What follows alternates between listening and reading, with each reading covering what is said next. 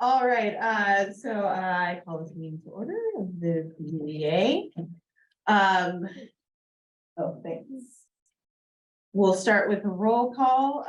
Dee Del Rosa, Executive Director, and Liaison Assistant Director of Small Business for the City of Bloomington. Oh, Lisa Spinelli Board. Hey, Holly Warren, Assistant Director for the Arts, City of Bloomington, Staff Support. Cheryl Gilliland, Director of Auditing, Controller's Office. Alex Crowley, aka Pierre, board member of BBA. Mary Morgan, BUEA Board Member. Heather Robinson, new BEA board member. Happy to be here with everyone. Oh, and we're glad to have you. Julie Donham, BUEA board member. Paul Ash, member.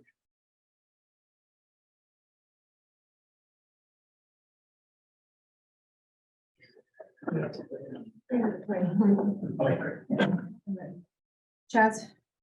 Chaz Langer. Great. Thank you, everyone. Thanks for being here. We'll start with the approval of minutes. Does anyone have, has everyone gotten a chance to look through the minutes? Questions to anything or questions? No, motion to approve minutes from January, So moved. second? Second. Thank you, Mary. Then motion carried, or I'm sorry, is everyone agreeing? All in favor. All in favor? Sorry. Aye. Anybody opposed? Okay, great. Motion carried. Nextly, sorry, I have meeting notes and I also have the agenda up top so everyone can see it and those online. So I was just trying to get that sorted out. Let's see, firstly, I do want to address the passing of Jackie Yenna. He was a member for the board for quite a long time, very much before myself. So, condolences to the family and to those board members who knew him well. Unfortunately, I never got to meet him. So I just wanted to make sure that we all remember that and recognize that. Have you been on the board? I think Jackie was here before I was, Okay. and I've been here a while. I retired in 2010. It was some point after that I applied to be on the Bicycle Pedestrian Safety Commission, and the mayor said, "Oh, why don't I put you on the BUEA?" And I thought, am I qualified? I'm still wondering. Yeah, he put a lot of time into his board Right. position. Yeah. Really kind of, and there's a lot of turnover and he wasn't one of them. No, he was not one of them. He was here a lot.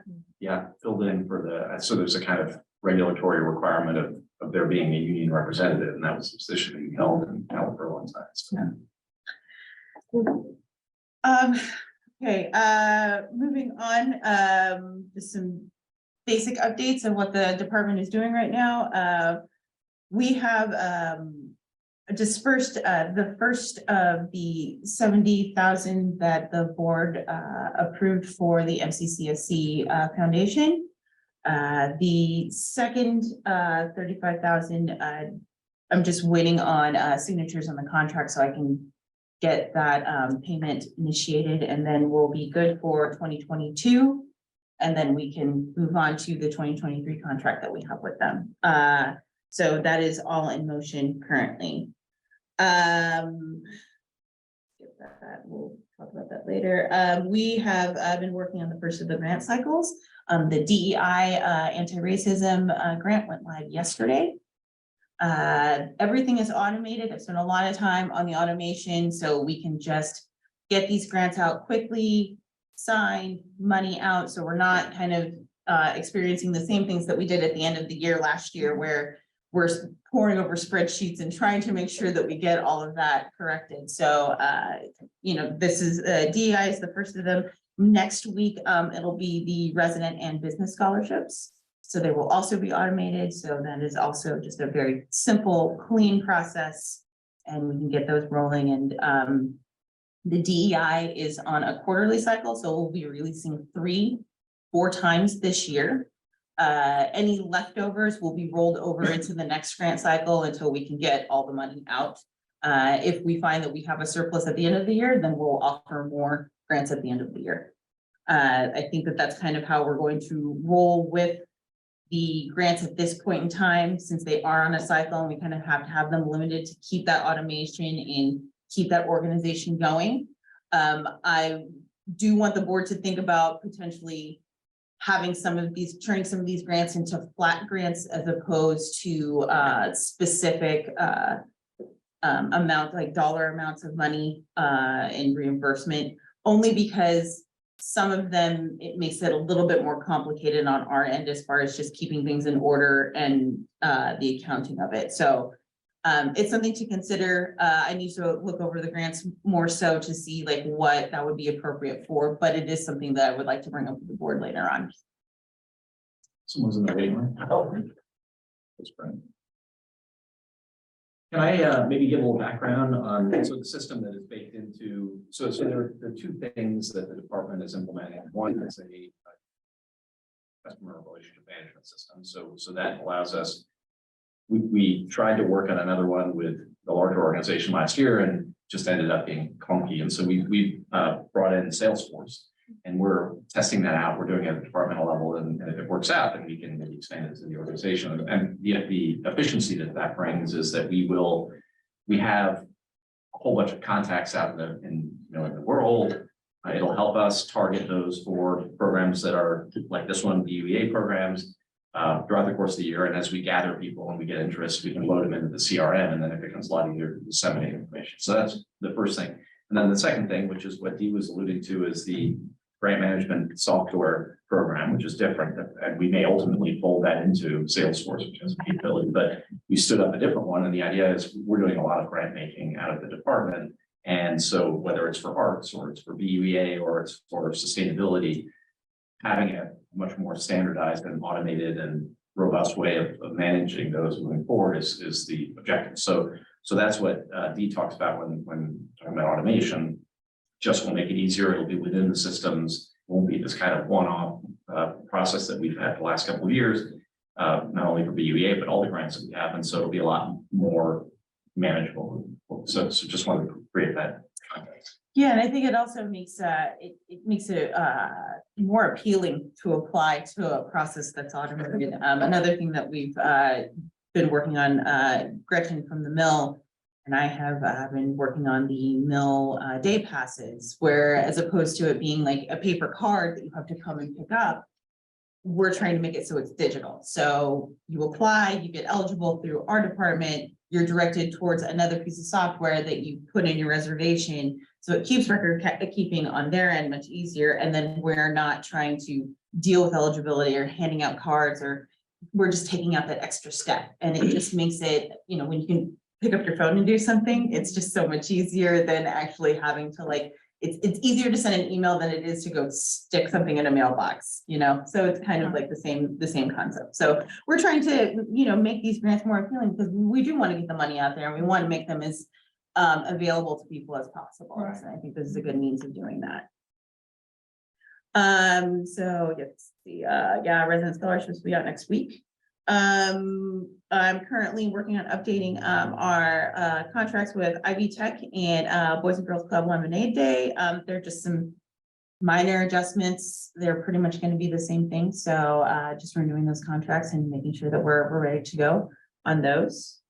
And lastly, well, not lastly, but one of the last things I have on this list is we started pulling together a posting for the marketing position that we had decided to put into the budget. Right. I'll be working with Larry a little bit more on like kind of like figuring out how exactly we do that, as we would rather contract it through the BUEA as opposed through the city, as the city's process is a pretty rigorous process, and it's a pretty part-time job that we're asking for here. So Right. we want to kind of simplify everything as much as possible.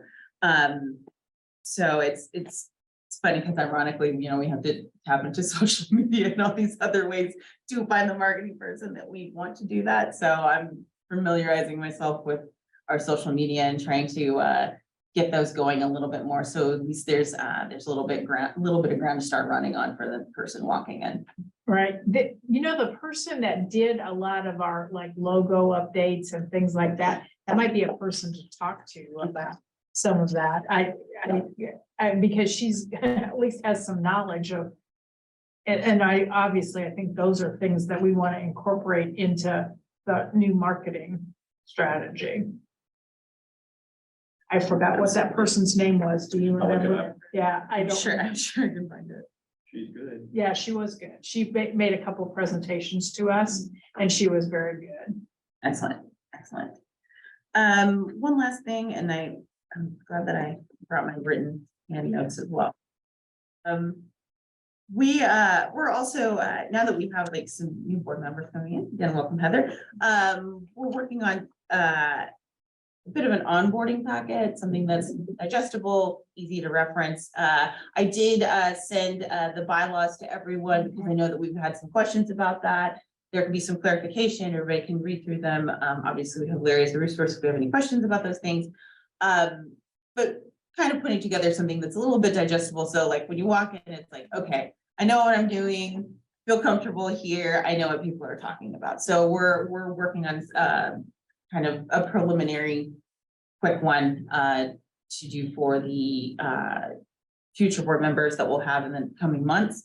But I would like to have something that's polished and finalized that we can at least use for the next 3 to 4 years. That looks good. So that's all I have as far as what we're doing with the department.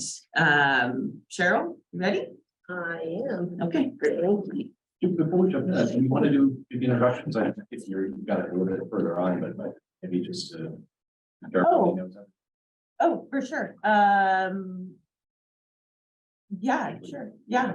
Heather, would you like to introduce yourself? Sure, I'd be happy to. Hi, everyone. I'm Robinson. Pleasure to be here. I'm a little bit about myself. I am an IU grad. I, like many IU grads, left Bloomington, but I was drawn back to the boomerang. Here we are. Then I thought I was only going to stay for a couple more years, and then I met my husband. Years now together. So I'm Bloomingtonian through and through, love my community, and I've worked in nonprofit finance and operations for many years. I worked for the Chamber of Commerce for nearly 15 years, or over 15 years. And I've been with Bloomington Health Foundation now for 6 years. So I'm very familiar with CRM. I am very familiar with grants. I'm very familiar with nonprofit finance and so forth. So I think this is a great fit. I'm really excited to be here, and Dee's been wonderful. Thank you so much for all your support and getting me here today. And I just look forward to learning and contributing and part of this really great group. So thank you so much. And we're lucky to have you. So I will thank you. say that. I've been on stuff with Heather before and we are lucky to have. Thank you. Thank you. So- Julie and I have a history with BH. So Yeah. I really appreciate Yeah. that. So, Yeah. For sure. Yeah. Well, seems like you two know each other pretty well. Is there, I think, well, you know me, assistant director for small business. I'm also a boomerang. So, so welcome back. Right. Yeah, we're really happy to have you here. We have means to do a lot of good for the community. There's a lot of opportunity out there, and we're doing our best. I know everybody in the department we're really excited about the new grants that we're trying to put out and all these things that we can potentially do. So we're happy to have you on board. So thank you so much. I'm excited too. And doing good for the community is my jam. That's where I live. Great. All right. and we have Kate online. Oh, yeah. Hi, Kate. Hi, yep, I'm here. I just turned on my video. I didn't know how big I was on the screen, but I just turned it off for a while. Hi. That's Kate Rosenberger. She's our city council representative. Okay. All right. Hi, Heather. Very good to have you. You seem wonderful. Thank you. Got a lot to live up to now. Okay, let's move on to financials. Okay, so last month, I presented so in January, I presented the December finances. And I had made the comment that I was not providing the full year end budget versus actual because I still had an interest sheet. My bad. So sorry, my bad over here. Okay. Newbie mistake right here, second packet. Didn't get the second packet. Okay. Yeah, so I had one interest to add in. So if you look at the sheet that says profit and loss budget versus actual. The only change on here is the interest of $34.95, and that is under the business zone loan interest. So that went up to $2,543.45 for the year, our fiscal year, bringing total income of ordinary income to $484,707.16. So that also caused a change in your net income down at the very bottom to $281,008.51. So that is the only change from my last presentation for December. And then for the year, this gives you a complete picture of what you spent versus your budget. So Heather, we had a large zone membership that came on after we had already budgeted, which is why we had such a large net income at the end. It was one, we weren't totally sure, we didn't want to budget it in, but it did end up coming to fruition, so we had extra income for the year. So just again, a very newbie question, what exactly is zone membership fees? What does that comprise? So the way that the BUEA receives revenue is that a business can receive effectively a 10-year tax abatement. But unlike typical tax abatement where they receive some percentage of the tax abated, in this case, they receive, if approved, all of their incremental assessed value taxation approved. But in exchange for that, they pay a fee to the BUEA. And so the BUEA receives a percentage of that essentially as a fee.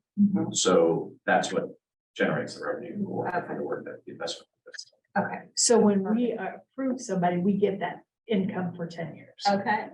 As long as they have to re-up every year. So they have to Right. file paperwork, but assuming they would. But it's their benefit. to Right, do it would be their benefit To do so, because they Right. own the majority of the benefit, but that also allows us to get the revenue. Revenue comes in. Okay. Wasn't that from Catalent? The Yes. big amount was. Okay, that was Catalent. my next question, Yeah. who I figured it was a Catalent large book was company, the big. that there would be such a large variance, so I figured that was. And we thought we were gonna get it, but we weren't just totally sure, so we didn't want to. So, all right, great, thank you. So you see that this in 2022. So, then we'll switch over to January. It's first month of the year, so it's very, very small.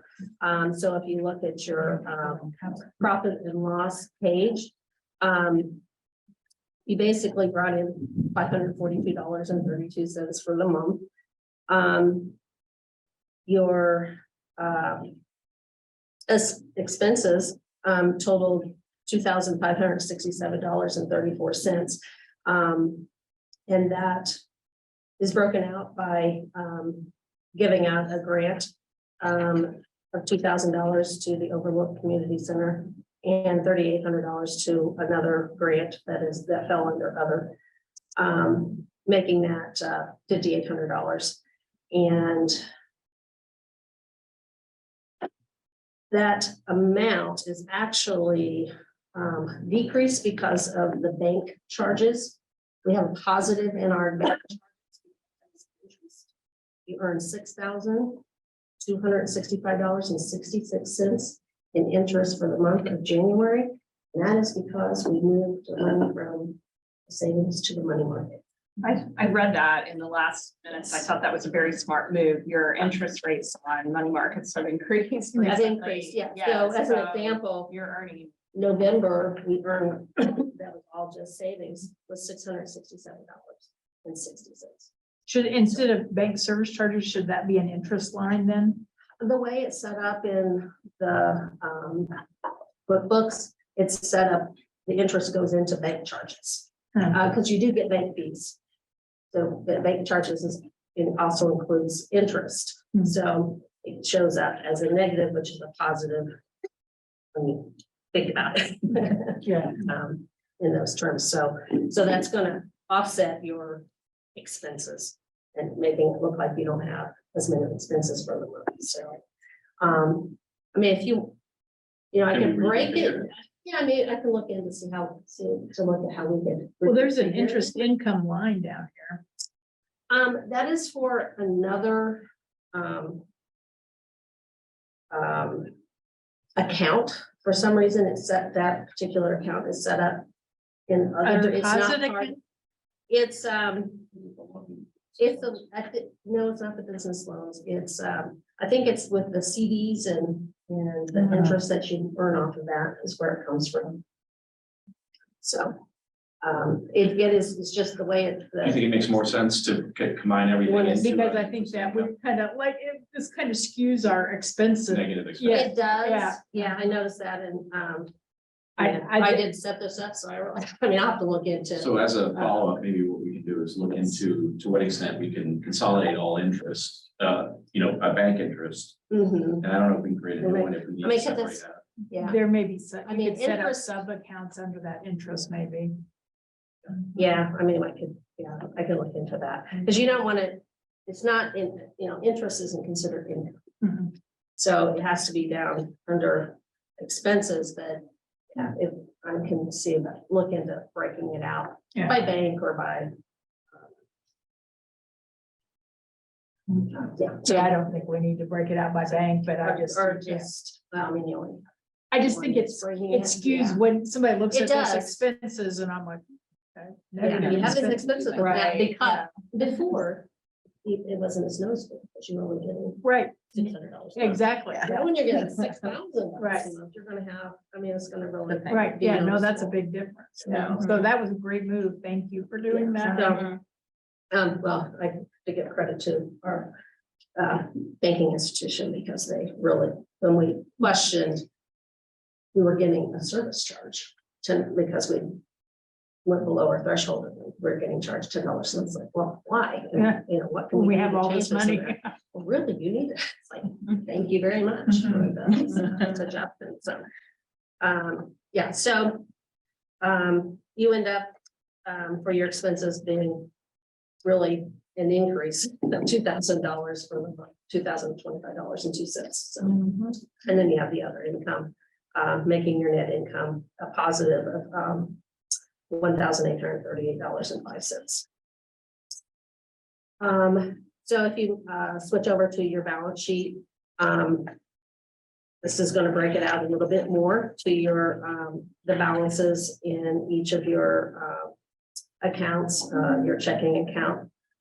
It's showing a negative $40,178.84, because those were checks or expenses that are out there waiting to be processed and, paid, officially paid. So that would include the one payment to the MCCSC that Dee was talking about. So your money market account currently has, at month end, had a balance of $2,212,828.12.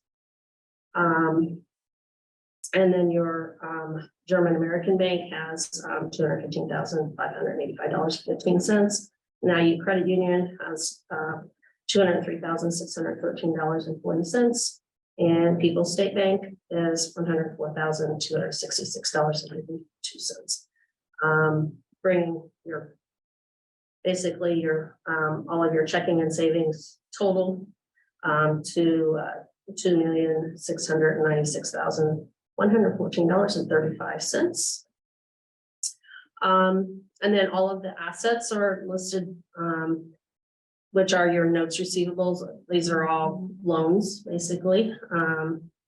And we have, everyone, we're down to just one group that is not paying back their loan yet. And that's the 50,000 one for my sports lockers. So I know Dee and others are reaching out and trying to figure out something. So just as, you know, a point of interest that's everybody else has been paying. And so your total expenses for your long-term notes is $247,515.67. So when you add those assets into your cash, you end up having $2,943,630.02. So now I did not provide you with a budget to actual for 2023 yet. Dee has provided me with the your approved budget, so I will get that entered and into the system. And next month I'll have the budget to actual for you. Dee, what's your contact with My Sports Locker? Are they talking to them? I haven't spoken to them directly. Currently, we, because our department is handling pretty much all of those loans. Right. We are about to physically mail and email en masse those that are behind or have not started paying back their loans. So that's an initial contact, like, hey, we need to figure out what's going on right now.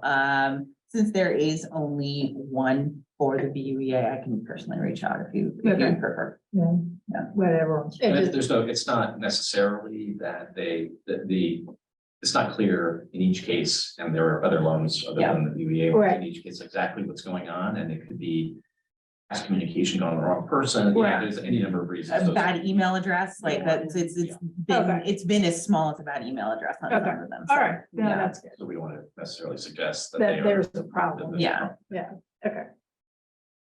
All right. Yeah, but there was one other one that was far behind, but they've caught up on their payments. So Good.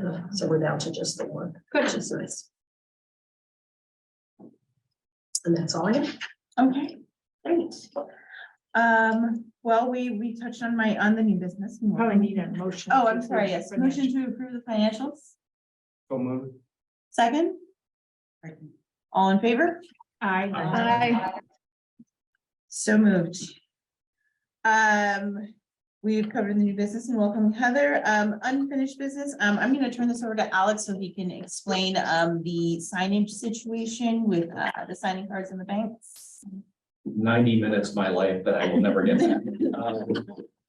Driving around and visiting, happily visiting every bank. So let me explain. So first of all, Heather, for your benefit, Karen St. John, leading the board, had requested that we pull her name off, which created this process. So I spoke with and visited our 4 banks, and interestingly, each is set up completely differently. The signatory cards are all different. So I think it's actually a good effort to go and clean this up.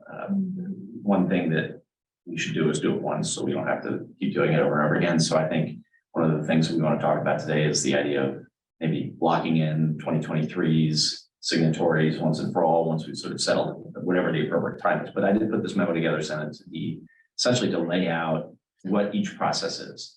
And more often than not, it includes having a form created by them once we have formally approved the list of people that need to be on the account. And then having that captured in minutes like we did in January to take Karen off. We will need to capture that so that in some cases banks request that documentation. So then the next step is to gather signatures in ink, right? So that'll be something that we have to do. In some cases, gathering, as you'll see in the memo, gathering a driver's license or another state issued ID that can reflect who the signatory should be. All of that gets turned in, whether in person or via email. And then they create that signature card once and for all, that will be the effective list for 2023 in terms of zone changes. So as you'll see, last time in some cases this was done was 2015, and mostly I think it makes sense because these are accounts that just sit out there. So nobody really, I mean, there's CDs in a couple of cases, so I can understand why it didn't make a lot of sense to make those changes, but it'd be good just to clean it up. And so the next step will be at the appropriate meeting to be determined, I think, by discussion, is to finalize who should be on each account. Typically, it involves the controller's office. Jeff Underwood should be on it. My position has been on it. And then a couple of board members, and we should define that list, standardize it across all the accounts, gather the paperwork, the signatures, et cetera, and then I can just kind of spend another 90 minutes driving around town with this mix. German American, I should say, was very helpful in the process. Thank you. As were the other banks. So anyway, that's a situation that, and the step is slightly different, but I've got it written down here. All we have to do is follow directions, and then we can move on and be done with this. Yeah, so that kind of leads us into the next point of unfinished business, which is elections and open seats. So I'll give you a real quick rundown on the open seats. It looks like we have a candidate for the Plan Commission. It'll be Chris Cockrum. He seems interested in the position. We're running that through the mayor's office, so that'll be great. So that's one down. We do still have Jackie's seat open. I've talked to the office of the mayor and trying to get some contacts and canvas for that position as well. So we're gaining a little bit of ground on it right now. And then I do have 2 people who have applied for the resident position, which is fantastic. I just need to make sure that they're of the suitable party affiliation, because we need someone who's either Republican or an independent. So the potential to have a full board by the next meeting is not impossible by any means. Wow, good for you. It is not been easy, right? It has not been easy. So, and as we've we discussed this before, we know that you would like to step away from the chairperson's position. I think that the potential for someone new who on the board to step in from that position is possible. The department does take care of a lot of the administrative duties that would normally fall on other boards. So it does make it a little bit easier for a newer person to step in. I will be contacting all of you and speaking with you to see what your thoughts are about, either remaining in the position that you are, moving into a different position. But it's difficult for us to do small things like change a signature card when we are in this time of flux and time of, trying to gather people to be on the board. So this is going to take a little bit more time than we really would like. Since we did the board, I wasn't here at the time, there were elections in 2022, the beginning of 22, right, Larry? So via the bylaws, we don't have to do another election until 2024. So as far as that business, we're actually okay. Okay. But of course, we want to get this rectified as soon as possible. As much support from the board as possible on this would be welcomed. Any suggestions, please feel free to reach out to me. I would like to discuss with new board members or younger board members how they feel about stepping up into some leadership roles. We have a lot of room to do a lot of good. And I'm very excited to be on this board. We have so much potential. We have so many ideas in the department to do so many really good things. So yeah, so with your guidance and your assistance, I think that we can really get something going here. So do you think the March meeting would be the one to? I would like to shoot for the March meeting. As a potential time. As a potential time for an election, because the sooner we can move you into a board position and you can give some guidance to someone who will be moving into that role, I think the better off will be for the year. We can't keep on, we just can't keep on, passing the buck down, every month. So the sooner it can happen, the better. But yeah, I would like for us to try and have an election in March. How do you all feel on the board about something like that? So by that point, we should have the plan commission. We should have the filled. plan commission seat and Chances hopefully a are- resident seat. Chances are we won't have the union seat there. I'm gonna say that's probably about a 70-30. We won't have it filled, but I'm hopeful. So that's probably plenty of people Right. to be eligible to want to take certain spots. Yeah. We won't be totally complete, but I think that seems to make sense. What are the open positions to be elected? Vice chair. Vice chair is completely open right now. And currently, Julie would like to step down from chair. And so, once we have, a candidate for that, then we would move to that. So, And then Mary, and then Mary is secretary. Mary, you It's would- such a challenging position. yeah. So it's up to Mary whether she wants to stay as secretary. I would of course love her to stay as secretary, but I would be happy to, but also like for sure, for sure. everybody else wants that. For sure. So, the other thing is that I did send the bylaws to everyone. So there's a lot of flexibility in the bylaws as to what the board can do as far as, I think that it states like the bylaws can be amended by the board, barring that it's not like state code and things like that. I mean, the board really, when it was in its inception, they made it so we can do what's necessary to function optimally. So I encourage everyone to look at those bylaws and, if we have a good idea to make this work better, then we should be working towards that. Right. Yeah, so those are my thoughts on that. Any discussion on that? Any thoughts? so next steps are confirming the plan commission seat, Yes. filling the resident seat. Trying to pursue, but unlikely by March to complete the union. Union position, seat, unless yeah. Something happens magically. Vote on officers in March with whomever is seated on the board, and recognizing may not be the entirety of the seats. And then, if that's the case, then also in March, to have our banking set up, right? So if we can do both at the same time, that's And great. next meeting, that would be great, Yeah. because then it's somewhat smooth sailing for the rest of the year. And we can set that Yeah. task behind us. Sounds good. All right, so I guess we should maybe vote to move the elections to March.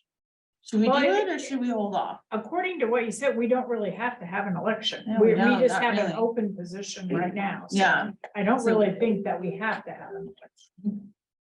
I like Yeah, nor that. do we need to vote on it. Right. Right. Great. I like that, guys, thanks. Let me get back to the agenda if I can.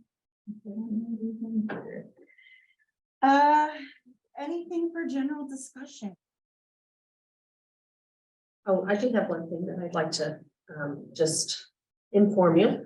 For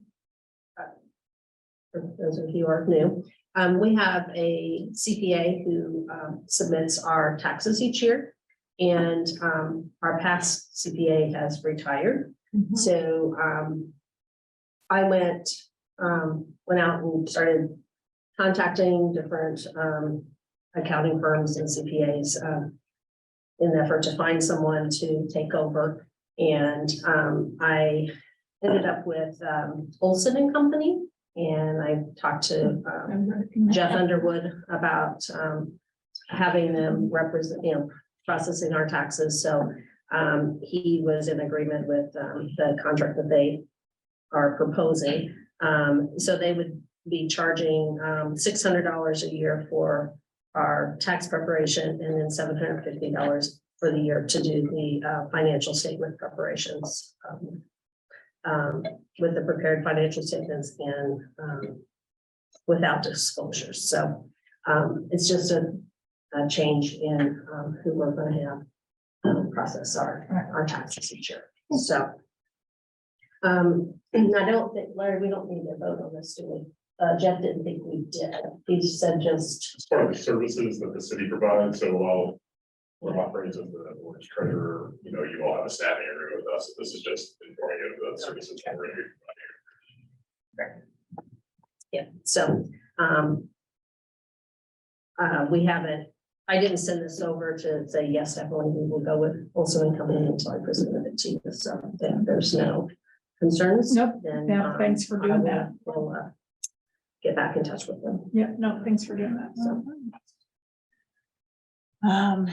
Anything? The Bloomington Arts Commission will kick off its first arts grant cycle of the year on February 21st. And Heather, for your reference, so there's a line in the BUEA's annual budget that gives about up to $40,000 towards zoned art grants. So these are grants that are specifically for projects that have a beginning, middle, and end date and hit a wide community of residents within the BUEA zone.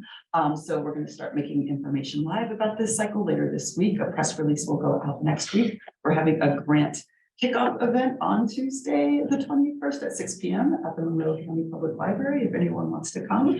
We're also always recruiting readers to hang out with us for about 4 hours on a Saturday, 3 times a year, and talk about these applications with us. So if any of you are interested in helping with that work, just shoot me an email, let me know. It's a pretty, our grants reviewers is a pretty dynamic group. I'm always worried at the last hour of that meeting that we're all going to lose steam. The folks whose applications are reviewed at that last hour are getting kind of the short end of the stick.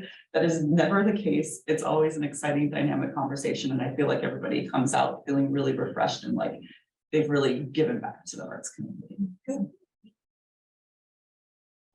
Arts Alliance is having a candidate forum this year. I don't know. Yeah. They are having their annual meeting this Thursday evening at 6 p.m. at their space in the mall. I think they got the word out about it this year very late. So I wanted to know if there was a limited amount of grants that organizations can apply for. As far as I know, no. There are somewhere, there's a limit as to, like, if you applied for the grant once and you got it, you can't get it again, like, it's like a lifetime amount, but like, not to my knowledge. okay. Yeah. For the BAC grants, we do ask that people report on other city funds they've received for the 2 previous fiscal years, but we don't necessarily hold that against them. We are just making sure that we're getting money out to as many folks as possible. So if we see that one organization is consistently getting money year after year, we might choose not to fund them again, just to give others the opportunity to get the funds. I'm glad you brought that up because I spoke with Dee on being that we give out grants and I steadily see the same people getting the grants. And I said, what if we had a person that went out and explained the grant applications to people that's intimidated by the process, won't even apply, even though they can get these grants. And we discussed this and you said that we have to look for other applicants. I would be willing to do this job. This would be something that I feel like I can fulfill in the community, to get down to business owners that have never known that there's grants in our area, have never taken a grant, or don't even know that they are they can apply, and I talk to business owners every day that don't know that we exist. So that's something that I want to put out there. Like, I know we have to put out applications and take other applicants, but I would be more than willing to take that position. Yeah, because it looks like we should probably be trying to fold that into the marketing position, like actual, not just social Right. media, but actual outreach. Right. Because obviously all of us are doing many different things outside of this. So yeah, to have someone who can commit at least, a couple hours a week to being able to do something like that would be great. So. I think it's a great idea. What's interesting is you sort of, as you do this city job more and more, you realize that there's a kind of group that knows how to work the system, right? And it's not to say that they're doing malicious or anything, it's just some people know and some people have no idea. Yeah. And and trying to, I know one of the things that they're doing. The arts world, in terms of art is specifically, creating emerging artist grants that are designed to go after people who are not already in that fold. And so, thinking about it the same way on our side or outside of arts and other kind of grants that happen to be helpful to really try to make a concerted effort to reach people that are just not, for whatever reason, not taking advantage of this. Yeah, and some people just very intimidated by it. Yeah. Which is funny because when you actually look at the process, it's like, it's just a matter of getting someone to Yeah, look at it, somebody to explain and this just is be what like, this hey. means. And I get so many business owners that come into my business and tell me like, I would like to, but I don't think they would accept me, or I don't think Right. I would be a good applicant. And I'm like, why? You're Yeah, in the zone. yeah. Yeah. Sorry. For our emerging artist grant cycle last year, one of our commissioners volunteered to host a online workshop, like the night grants were due, because she was like, okay, Yeah. I know you all have waited for the last minute, don't feel guilty, we're gonna get this done. You're gonna do it now. And I That's just feel great. like they're very comfortable enough with me to come and say, hey, I need this. Can you help me? Yeah, absolutely, absolutely. Any other general discussion? That's an artist party this week. Tomorrow, right? Yeah, so, well, something you could think about in addition to doing workshops, they're doing some more like in-person marketing with, outreach and stuff with the businesses. So for arts, we hold artist parties now. We have Downtown Bloomington Inc. as our sponsor. But this one tomorrow is really special because we're partnering with IU Arts and Humanities Council. They're gonna be announced in the summer. And so the artist parties are community engagement. It's all about bringing artists together because a lot of artists in town, if you're new and just moved here, you're emerging, or you're from IU, or you're just really like more of a townie, you might not know of all the opportunities that exist in the arts world here. So the idea was to get people, just bring people together. And I've been working really hard on my outreach list, and we have almost 323 artists on it, and like art admin, Mary's on the list. She was at the one at the IFL in October. So if anyone's interested in coming, it'll be tomorrow at the Backspace Gallery, 7 to 9. You can just pop in, look it out, and kind of Explain what the gallery you want to see. what the and gallery- it's in so on the square, on Fetch, the new like And you see this music. used to be dance music, that new It's a store beautiful downtown. space. My Yeah, husband's a musician. Yeah. Performed there. and it's huge, and it's huge. So what they did, what's his name, Chris? It's correct, Chris, Yeah, yes, yeah, he's Chris, the I met owner. him before, he's really nice. It's so big, so they have an event space in the back, and they call it Backspace Gallery. And so Yeah, there's 2 like- spaces. Yeah, it's 2 rooms. And they do First Fridays there as well, which is Yeah. lovely. Yeah, so we're holding the party there. So if you need the event space, they're great to work with, and they have a lot of projector and tables and chairs. Anyway, there's gonna be a show called No Grown-Ups. It's an 18 and under show, and I popped in yesterday, and it's very cool. All these kids, a lot of teens and really young kids have their work. I think 60 is the gallery manager, so there's like 62 new supplied to the or something crazy, or I don't know, that's how much artwork they have, something crazy. So anyway, yeah, it's a great place to support. So that's where the artist party will be tomorrow, and the idea is that it's free for artists, so Downtown Bloomington sponsors it. There's, to get people to actually come, free drinks on their work. But, and try to have like some art component to it, and it's really exciting to partner with the Grand Bloom Festival on this. So you are all welcome to attend if you want to pop by and meet some art, just kind of see, especially for businesses, it's nice to connect the artists to the businesses in case anyone wanted to help with art or needed a designer, or a lot of the artists do freelance, so it's kind of a nice way to connect and build relationships. So Do you have an event, social media that like Facebook? I have an event, right?